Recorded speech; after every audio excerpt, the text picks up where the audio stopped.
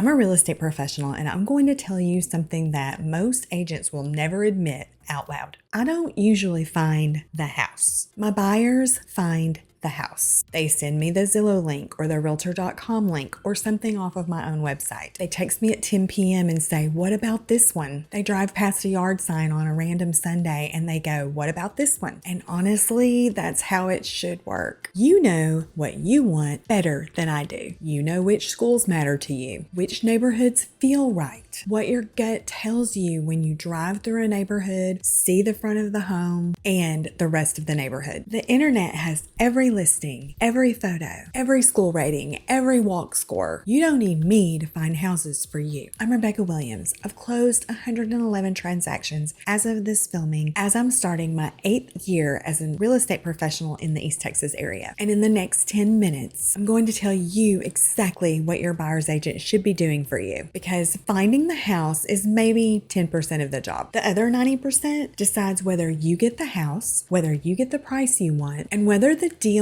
makes it to the closing table at all. And by the end of this video, you're going to understand why hiring your newly licensed cousin to save a little bit of money might be the most expensive decision you make. If we haven't met yet, this is Living in East Texas, the channel where I cover where life and real estate are really like in East Texas: Lindale, Hideaway, Tyler, Mineola, and the surrounding communities. Subscribe to the channel if honesty and honest takes are your thing. Today's video is specifically about the home search itself and where the buyer has responsibilities and I have responsibilities as the real estate professional. For more information on that, please refer to my buyer seminar video. It's free. It's here on YouTube. I'll have the link to that in this video so you guys can watch that at a separate time. What your agent should be doing: when you send me a listing, you're sending me a starting point. My job from there is the depth, pulling up the seller's disclosures. Is there a survey? Are there any private agent remarks that you can't see on the public facing websites? Basically finding information that's not in the listing. I'm also going to review the property history. How many days has the house been on the market? Is this the second listing? Where is the seller on price? Has it been leading the market or chasing it? Also, if I know the agent or have a good working relationship with that agent, I may just put a feeler out to them and ask them some pertinent questions about, is the seller really motivated to sell? Basically gathering the information and then sharing that with you and educating you on those items. There may be items that the photos aren't really showing. There's going to be things that an appraiser may flag depending on your loan type. There's items an inspector is going to call out. And I've walked enough East Texas homes to be able to spot these things fairly easily. Part of what I do is help you compare the houses that you're sending to me. I literally lost a buyer client one time because the husband and the wife were not on the same page. He was sending me homes in the 300 to 375 range. She sends me one that was in the 700 range and wanted to see it. When I sat down and said, "Listen, I think you guys really need to get on the same page," basically they decided to rent, ghosted me, and never heard from them again. I wish them luck, but this is super important for even a husband and wife to be on the same page. Helps me help you guys better. The moral of that story is I'm literally not trying to just sell you a $750,000 house, which I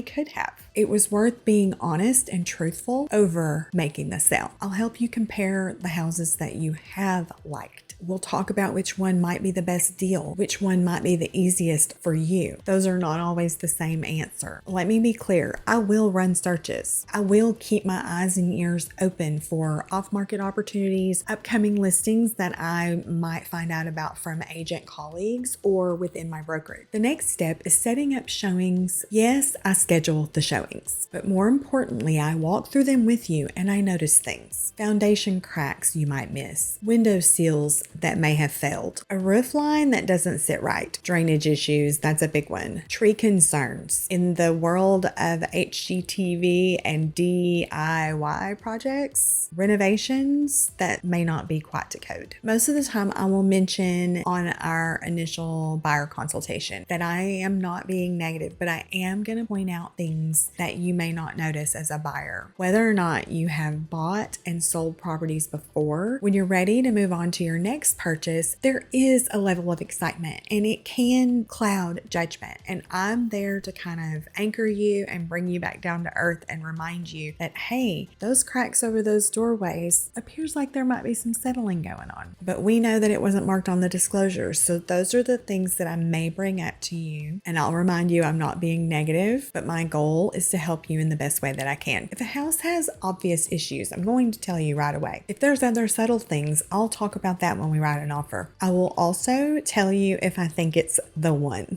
not because I want to sell you on it, because if it is the right house and it fits all of your boxes, it's important to note before moving on to the next showing. The drive around homework I do give buyers sometimes. The next point I'll discuss varies on where you are in your home search. I get some people who reach out to me who are very honed in. They know exactly where they want to be. They know exactly their price point and they know their timeline and they're ready to go. That is a different conversation where you have gone from East Texas to, let's say for instance, Lindale, Texas. I get buyers all the time that aren't really sure where they want to be. They may not have small children that they're worried about a school district, or their children are almost out of school. They may homeschool. So school district doesn't matter, and they have a wide range of where they're interested. If that's the case, do not be surprised if I give you some homework. I usually will suggest go drive these neighborhoods. Go drive the areas and the cities, the little towns where you are interested in. Go at different times of day. Go different days of the week. If you see a home on a Monday at 11 when a good portion of the neighbors are at work, or you go on Saturday night at 7 o'clock, what's the activity like? This is super important. You don't want to see a home that looks like the neighborhood is quiet, but on Saturday night, you've got boom, boom, boom, party, party, party, tons of traffic driving through, and you didn't know that. There's no way I would know that, but as far as fair housing laws go, I can't say I know there's a lot of riffraff in the neighborhood. I have to direct you to possibly the police department to ask about the neighborhood. Ask how many calls that they get and what are those calls like, because they are a matter of public record. Looking at a home online can't tell you what the house is like on Saturday night at 7, what the noise is like, whether the road is super busy, and I can tell you that the buyers that do this sometimes find their fit faster. You never want to buy a beautiful home in a neighborhood that you just end up not liking. This is the part of the process that nobody talks about. The strategic guidance before the house hunt that can save people months of wasted time. Now, all of that matters, but it's still the easy part. The part that decides whether this whole thing works out for you is the moment we begin to write the offer. Here's what I see over and over in East Texas right now. Sweet, well-meaning buyers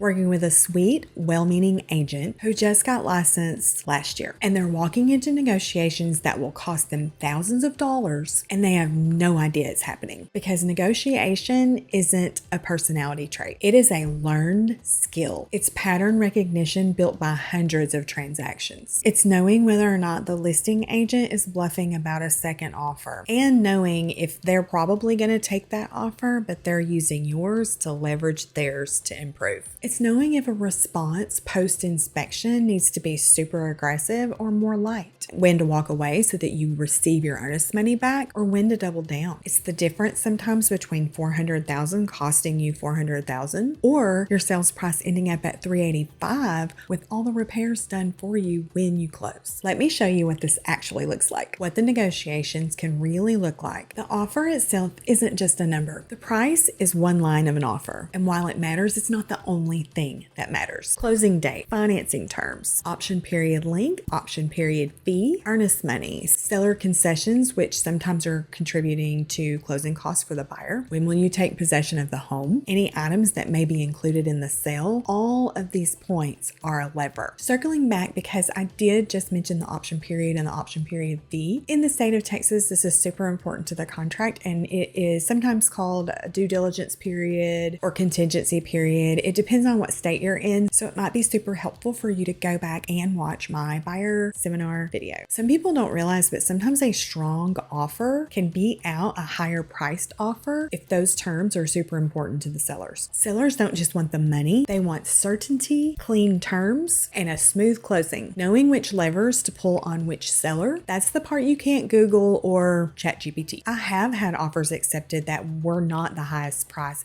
but the best terms, because we structured them better, keeping in mind that there were other offers. That doesn't happen by accident. The inspection negotiation very often is where deals are won or lost, and most people don't realize this. Sometimes this is where the real money moves in a transaction. A skilled real estate professional can save you thousands at this negotiation. Inexperienced one can honestly blow the whole deal trying. Inspection reports can be confusing and overwhelming, and very often they look much worse than they are. In the state of Texas, they have a long list of items that they are required to check during a home inspection. They either mark it that it's working or deficient. I tell people all the time, deficient does not mean deal breaker. It doesn't even mean that it needs to be replaced or addressed. Personally, I have my preferred inspectors that I usually hand the list over and let my clients decide who they would like to use. Sometimes they don't choose anyone on my list. I won't put my name on just anyone, but I always tell people this is someone who I would let inspect my mom's house, which to me is the litmus test of all things. Once we have that report, which items do we actually need to negotiate? Which items are true deal breakers? Which ones do you look past? Which ones are normal wear and tear? How you ask for repairs matters just as much as what you ask for. Tone, framing, what you may offer in return. Sellers respond to professional requests and dig in against hostile ones. I've gotten foundation repairs covered. I've gotten new roofs negotiated. I've gotten HVAC systems serviced and or a home warranty in place that might cover it if for some reason the older unit dies after you buy the house. It doesn't always, there's no guarantee. Disclaimer. I've gotten septic work paid for, all on the seller's side of the table and all after we had already negotiated initial contract terms. A real estate professional should know when to pivot when things might be going sideways. Real talk, transactions do not always go smoothly. Appraisals may come in low, lenders raise up an issue a week before closing, usually the underwriters. Sellers change their minds about what's included. Inspection can turn up something major. Sometimes the seller wasn't even aware. Every one of these is a moment that requires a decision, and the wrong decisions could cost you the house or some of your money. I've had deals that should have died and I've saved them. And I've had deals that should have died and I let them die because protecting my buyer was more important than the sale itself. I had one just last year, sweet young couple who just moved to the area. After looking at maybe a handful of homes, they found what they thought was the one. There was a major issue with one whole side of the house. After consulting with them, reading the inspection report, consulting with an inspector, I just had an honest conversation and I said, look, I am happy to help you if you want this house, but I have to say, I don't feel good about allowing you to move forward with this house. Unfortunately, at that point, we did terminate the contract. They decided we're just going to rent until we can figure out where we really want to be, what part of the area that we really like the most. I did contact him, I don't know, maybe 6 weeks ago or so, and he did say that they're still renting happily. And when they do resume their search, they do want to work with me because they really appreciated what I did. I'm not always going to tell you what you want to hear, but I am going to tell you the things that I believe, in my professional opinion, that you need to hear. Knowing which is the difference between a novice or someone who's only closed a handful of transactions and someone who's done more than 100 and still going. Another item to consider is I always tell buyers and sellers alike, during a real estate transaction, there are multiple processes happening simultaneously, all working towards the same end goal, the closing table. Every contract has deadlines, option period, financing contingency timeline, appraisal timeline, inspection timeline, and the closing date. Missing any of these deadlines can cost you your earnest money or the house. I'm the one tracking those, pushing the lender, pushing the title company, pushing the seller's agent when their side is doing something slowly. I have recently hired a transaction coordinator, but honestly, after 7.5 years of doing this, I can't not do things. In fact, the other day she scolded me slightly. She's like, let me do what you hired me to do.